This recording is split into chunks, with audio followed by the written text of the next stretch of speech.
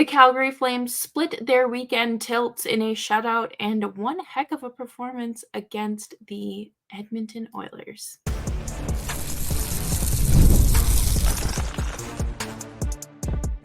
You're Locked On Flames, your daily podcast on the Calgary Flames. Part of the Locked On Podcast Network, your team every day. Hello, everybody, and welcome to today's episode of Locked On Flames. As always, I am your host, Jess Belmosto, and thank you so much for joining me here today. This is now my 5th calendar year covering your Calgary Flames, and I could not be more excited to cover them through this fun transitional period. Today, we're going to talk about our weekend difference makers, what went right, what went wrong, and what you should be keeping on your radar ahead of this team's upcoming road trip. Thank you so much for tuning into today's episode of Locked On Flames, and this episode is brought to you by Indeed. Still searching for a great candidate for your company? Don't search, just match with Indeed, and we will dive right in, but make sure you're subscribed to Locked On Flames wherever you get your podcasts, as well as YouTube. We're here for you Monday through Friday, 5 days a week, your team every day. So, the game against Edmonton just wrapped up, 4-2 loss. I have to say I'm still impressed with the Flames' performance, mainly because that if you take out that empty net goal, it was a fight to the finish for the Flames, and I appreciated everything that they did. Pretty much, it was a solid performance against a team that has higher caliber players, and we know that the Flames do struggle to kind of keep up with their opponents sometimes. But I do have to say that one of the difference makers this weekend would, of course, be Dan Vladar, who had his shutout on Friday against the New Jersey Devils. And of course, he started tonight against the Edmonton Oilers, which is his first back-to-back start in over a year. And obviously his first one of the season. We have seen Ryan Huska go with, an every other game situation between him and Wolf. So I'm interested to see what that means going forward, especially because we haven't seen Wolf against the Oilers yet. And that's kind of not only a test, but it's a good, temperature check, I would say, for that young goaltender. Speaking of tests, Anthony Mantha last week was testing our patience with a 6-game pointless streak. And tonight, he had a fantastic game. He had the power play goal early on that I think even he thought was going to get turned over for a high stick. But, we will take it where we can get them. Flames didn't get as many breaks this time around, like they did last Battle of Alberta in Edmonton, but it was still a great performance. Anthony Mantha had just a strong net front presence all night long. I thought that the second goal, I thought that he tipped it in, but it ended up being Sharon Govich's, which is great because that's his first goal of the season after missing the first few games due to a lower body injury that he sustained in the final preseason game. I do think that Anthony Mantha, just like any depth player, you're going to have those streaky performances. I don't think that you're going to get consistent hockey from him. I think that that's just not what he brings to the table to this team, and that's fine. He wasn't brought to this team to be a top line winger. Sure, yes. Well, he should be, because Jonathan Huberdeau, an $11 million player, should probably be playing on your top line, but not around here. So, it's good to see them kind of going and continuing to build chemistry. I'm looking forward to seeing how this kind of, not snowballs, but how it builds, I guess, throughout the rest of the season. And if he even sticks around for the whole season, because I think there's probably a good chance the Flames do end up selling pieces at the deadline. Matt Coronato looked fantastic tonight against the Oilers. I thought that he came out of the gate strong. I don't think that this was necessarily a moment for him, where it took him like a shift or two to get acclimated and like get his feet under him. I thought that he came firing out right out of the gate, and it was that speed is so needed in the lineup, and it is a true difference maker, and I think it's going to continue to be a difference maker until I mean, the Flames need speed. This has been an ongoing issue. They look old and slow, but when you put a young kid in the lineup, you get it with Zary and Pospisil too. Those three players are all very fast. Coronato had a great shift, going right down the right wing. I in the second period, and he was hungry. He almost scored too and created a good opportunity, solid scoring chance there. So he that being sent down to the Wranglers was a nice little jump start for him. I thought that he, has it looks like he's benefited from it. It's only been 2 games, but I do hope that we see Coronato stick around and continue this pace of play. And speaking of high pace of play, can we talk about the fourth line for a second? The fourth line looked absolutely fantastic against the Oilers, and I I know people give Kevin Rooney a lot of grief for, Kirkland is a great story, but Kevin Rooney has had a solid, few games since coming back after his concussion, and he's great on the penalty kill, solid at faceoffs, and he had a few very good scoring chances, I would say, in the first period. There was one of his last shifts. I think it was like the second to last shift of the first period. I thought that he was going to score. Ryan Lomberg, we know, got into that one-sided fight with Nate Baston on Friday. Kind of got the blood and juices flowing there for him in his old Florida ways. And tonight he was physical too, but he also looked good on the hockey side of things. So we will take the wins where we can get them. And coming up next, we're going to talk more about what went wrong, what went right, because I think we all know the Flames just love to keep us guessing and on the edge of our seats. And we'll be right back after this.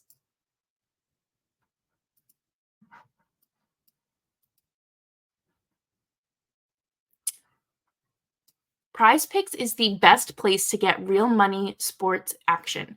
With over 10 million members and billions of dollars in award winnings, Prize Picks has made daily fantasy sports accessible to all. You just have to pick more or less on at least 2 players for a shot to win up to 100 times your cash. Run your money all season long on Prize Picks. Prize Picks puts its members first, so all withdrawals are fast, safe, and secure. When my picks hit, I can get my money in as quick as 15 minutes. Sign up today and get $50 instantly when you play $5. You don't even need to win to receive the $50 bonus. It is guaranteed. Prize Picks also offers weekly promotions that can lead to big payouts like Taco Tuesday. Each Tuesday, Prize Picks discounts select player projections up to 25% to provide more value for your lineup. Download the app today and use code LOCKEDONNHL to get $50 instantly after you play your first $5 lineup. Download the app today and use code LOCKEDONNHL to get $50 instantly after you play your first $5 lineup. And of course, we do have one more quick ad for you here, and that would be from our friends at Indeed. If you are searching for the perfect candidate, don't search, just match with Indeed. If you're looking to hire, you need Indeed. Indeed is your matching and hiring platform with over 350 million global monthly visitors, according to Indeed data, and a matching engine that helps you find quality candidates fast. And Indeed doesn't just help you hire faster. 93% of employers agree Indeed delivers the highest quality candidate matches compared to other job sites, according to a recent Indeed survey. And listeners of this show will get a $75 sponsored job credit to get your jobs more visibility at Indeed.com/locked on. Just go to Indeed.com/locked on right now and support our show by saying you heard about Indeed on this podcast. Indeed.com/locked on. Terms and conditions apply. Need to hire? You need Indeed.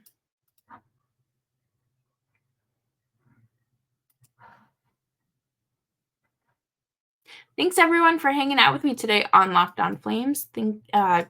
Make sure you're subscribed wherever you get your podcasts, as well as YouTube. We're here for you Monday through Friday, 5 days a week. Your Calgary Flames every day. You can dissect a hockey game however you want, whether it's by those high danger chances, advanced stats, the eye test, whatever you want. Here at Locked On Flames, we do a little bit of everything because I feel like if you do just one, you're not getting a good scope of the full game. And that's what we try to provide here for you on Locked On Flames. But what went wrong? Almost immediately, it went wrong. The Flames allowed a goal. Leon Draisaitl scored 20 seconds into this game, and then they fell behind again by 2. So it was already going to be a challenge going into this game, but then you're down to trailing, very early in the game. Like you're fighting an uphill battle. And we know that this team is capable of coming back, and we know that they can do it in spirited fashions, but they shouldn't have to constantly play from behind. And that has been a reoccurring issue, not just this season, but last year, the year before, and all 5 seasons I've been covering this team is they are so quick to fall behind. And based on my eye test, I would say Kevin Ball and Rasmus Andersson just did not look good the first period. They were both on the ice for those 2 goals, and Kevin Ball he got better as the game went on, but just what are we doing? What was the purpose of you being on the ice? And I mean, Rasmus Andersson too, he's not absolved from any of this, but I feel like Kevin Ball just has kind of consistently struggled this season and just looking out of place or just not showing any sort of effort to actually defend. But he did have a nice, he blocked in the second period, which was great on a potential wraparound goal. So I will say, he did get better, but just that first period for him and Anderson was tough. It was not good. It was kind of unsettling, but I thought that everyone kind of looked better in the second period, which this team, one of the many issues is them playing a full 60-minute game. 60 minutes. A full regulation game. They have struggled, whether it's, having a good first period like they did against the Penguins and then taking their foot off the gas completely and coasting. Not even coasting, like they threw it in neutral and said, okay, all right. And then they had to get themselves back up for a shootout.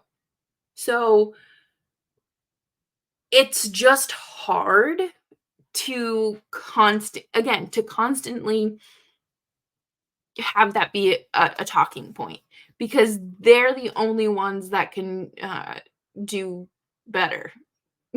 we can talk about it until we're blue in the face, but if they don't come out here and find a way to sustain energy, then they're the ones that are going to pay the consequences for it. And I thought that, like I said, everyone looked better in the second period. I thought that,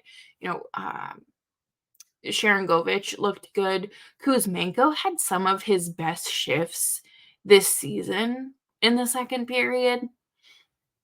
I don't know what it was. I thought that Kuzmenko was potentially going to score, but he's still pretty snake bitten there. And I think you can tell that the frustration's getting to him. And I don't blame him. I mean, he was benched. What was that, last game or last week? Huska just said, pop a squat, make yourself right at home on the bench. But I have appreciated his capabilities of going out there, and he has those flashes and glimpses of the Kuzmenko we saw post trade deadline last year. So we need to figure out a way to get him going, especially on the power play. I want to see more of that. He looked very good. And so hopefully, Tuesday against the Canadiens, we'll finally see him score a goal. It would be very nice. And then, of course, Sharangovich had his first goal of the season as well, which was the game-tying goal. And good for him. I think him and Kuzmenko are two players that, they give me the same energy. And I do think that Sharangovich is just, I don't want to call him snake bitten because it's only been 2 or 3 games since he's come back from his injury, but I think getting that monkey off his back is going to be a very big confidence booster for him, and it will show in his work and his production on the ice. But coming up next, we are going to wrap up the show with, what you should keep in mind as the Flames head east for a few games coming to the East Coast. And, what can Matt Coronato, Ryan Huska, and Dustin Wolf all provide for us as we head into this very busy week. We'll be right back after this.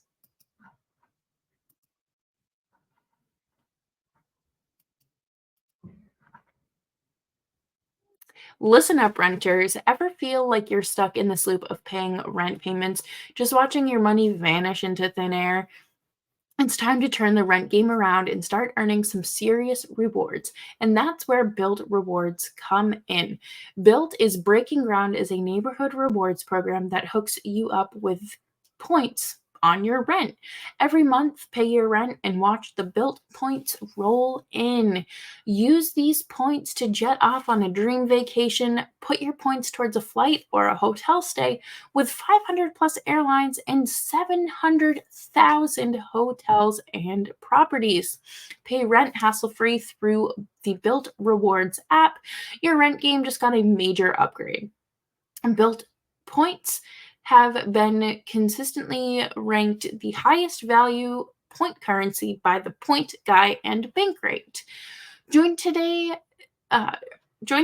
earn points by paying rent right now when you join built.com/locked-on. That's JOINBILT.com/LockedOnNHL. Make sure to use our URL so they know that we sent you. Join built.com/locked-on to start earning points with your rent payments today. Get ready to tackle the NFL action with FanDuel, America's #1 sportsbook, because right now new customers can bet $5 and get $150 in bonus bets if you win. The FanDuel Sportsbook app gives you everything you need to place live bets on the NFL all in one place. Ahead of the Flames game on Tuesday, you should probably put some money on Cole Caulfield, anytime goal scorer. You can, Nazem Kadri, multiple shots on goal, and hey, maybe take the Flames money line. So when you get a hunch in the middle of the game, you can check out the latest stats, view live play-by-play, and so much more on the same page where you place your bets. Just visit fanduel.com to join today. You'll get started with $150 in bonus bets if your first $5 bet wins. That's fanduel.com. Never waste a hunch and make every moment more with FanDuel, America's #1 sportsbook.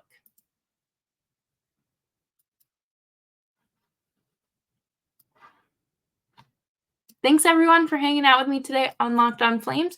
Make sure you're subscribed wherever you get your podcasts, as well as YouTube. We are here for you Monday through Friday, 5 days a week, your Calgary Flames every day. And you can follow me on Twitter at Jess Belmosto. This is we are moving in the right direction as the season continues on. Yes, Flames started out red hot. They came back down to earth, snapped a 4-game losing streak, but they lost again against arguably their biggest rival. But why are they heading in the right direction? Funny you should ask, because all signs point to Coronato trending in the right direction. There's positive progress being made with Matt Coronato. He really reinvigorated himself with the Wranglers on that quick few game stint. He had multiple goals across multiple games, and of course he had a multi-goal game, and he has looked faster. He looks more in, I don't want to say in shape, but conditioning wise, he looks better. He looks like he has dusted himself off, got the rust off him, and is capable of playing at the NHL level. And against the Edmonton Oilers, he only had one shot on goal, but he was playing on a line with Coleman and Backlund, and I thought that the three of them meshed really well together, and there was a very effective communication, and I want to see more of that. I know that, Zary started the season on that line, but eventually that got shuffled to Old Faithful with Kadri centering Zary and Pospisil. So I do like those two lines together. I think, the bottom six, you're going to see change a lot throughout the season with call-ups, with injuries, whatever the case may be. I think that Ryan Huska isn't afraid of putting the lines in a blender and doing what he needs to do to try to generate some scoring. And that has been abundantly clear. I think even last season, there were times where, Huberdeau was on like the third line, and it was just that was the start of it all. When we were kind of like, okay, this $10.5 million player is going to be playing like 12 minutes a night. Okay, well, that is what it is. And hopefully that doesn't stay like that forever. But Huska will do what it takes to get players going. He's not afraid to bench players. He's not afraid to healthy scratch players. He's not afraid to start Dan Vladar in back-to-back games. This was obviously the first time that's happened in the last year, and the first time this season that it's happened. I fully expected to see Dustin Wolf in net tonight because of the way the rotation is. Vladar does play well against Edmonton, but quite frankly, the Flames really aren't in any position where they need to be playing really well to prove a point, especially to putting this on your goalie is a lot, and it feels unnecessary. Very unnecessary. I really wish that they would do every other. But does this mean that Huska will potentially do Wolf in Montreal on Tuesday and Boston on Thursday? Is that something that, we might experiment with? Last week I talked about how I want to see more of Dustin Wolf, but that also didn't mean I wanted to see more of Dan Vladar. I want to see more Dustin Wolf, and I think that this is something we're going to really keep an eye on through the rest of the season, but I'm interested to see how Huska manages these next few games. It's a road trip. You just used Vladar. Are you really going to start Vladar 3 out of 4 games? Like, to me, that just doesn't feel like it would make the most sense. Dustin Wolf, he has to get his reps in. He's not going to get better as an NHL goaltender if you don't let him get his reps in. I know, groundbreaking, unbelievable sentence. I thought Vladar, once he let in those first 2 goals, sure would love him back, but he did have some pretty big saves. He looked, his technicalities and technically he looked good, and it does unfortunately feel like had he been able to kind of start off that hot, we might not be talking about a Flames loss right now. But I am kind of hopeful that with this experimenting brings more Dustin Wolf. And there really isn't a rhyme or reason why there shouldn't be more Dustin Wolf, especially given quite literally the state of the Flames. And he is their future franchise goaltender, so let's start making it happen. But that'll do it for me here on Locked On Flames. I hope you all have had a fantastic weekend and a great start to your week. Thanks for making Locked On Flames part of your day. You can find the show wherever you get your podcasts, as well as YouTube. We're here for you Monday through Friday, 5 days a week, your Calgary Flames every day. I will be at the game tomorrow in Montreal, and I could not be any more excited. Seeing the Flames 3 times in a month, what more could a fan want? But yes, you can follow me on Twitter at JessBelmosto, and I will see you all on Tuesday. Have a great day, and make sure you tell your friends to subscribe as well.